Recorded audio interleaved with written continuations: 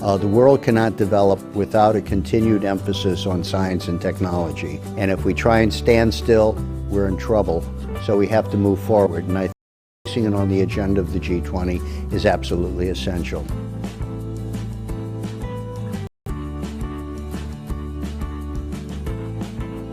And I think China is correct to bring innovation as a discussion item into the G20. Overall, China has, as you know, stressed that it wants to, put in this aspect of innovation. It wants to ensure that it is, invigorating or raising the bar on actions, including on structural reforms. It wants to focus on interconnectedness, including on trade and investment, and it wants to make sure that the growth is inclusive.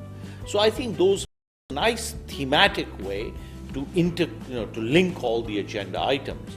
But then from here, what China will have to do with the G20 is to say what then are the concrete deliverables. Unless you have social acceptance for the new path and environmental sustainability, we cannot possibly reach economic prosperity. China's role in focusing on policies that promote innovation as a driver for growth is very important, particularly if this innovation can be seen to be environmentally sustainable and socially acceptable. Such innovation will be a big challenge for the Chinese presidency. So expectations for China are high because of this broad agenda of complementary issues that China has brought into the G20 agenda. And it comes at a critical time in history. And therefore, I believe China is well placed to make a strong mark. Well, I think it's very important what China is doing, placing innovation at the center of the G20, because innovation is now placed at the center of the Chinese domestic policy. And now this has become an agenda for the world at the G20. This is extremely important.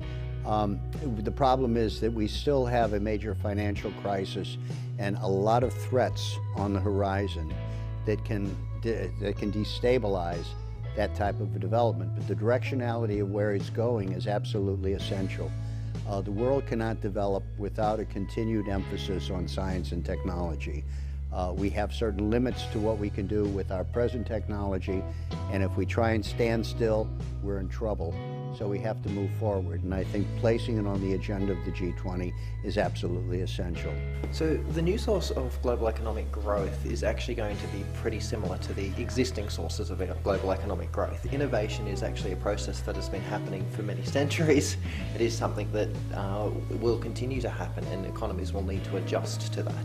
The actions which governments have, the policy toolkits they have, you can think of broadly in three main areas, and that's fiscal policy.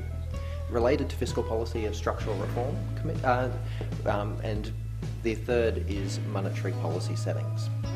And those are still going to be the toolkits that governments are going to rely on when they come to try and to spur growth. This happened in all the traditional economy industries to date. These are going to be the same tools that will be used in managing innovative new industries as well.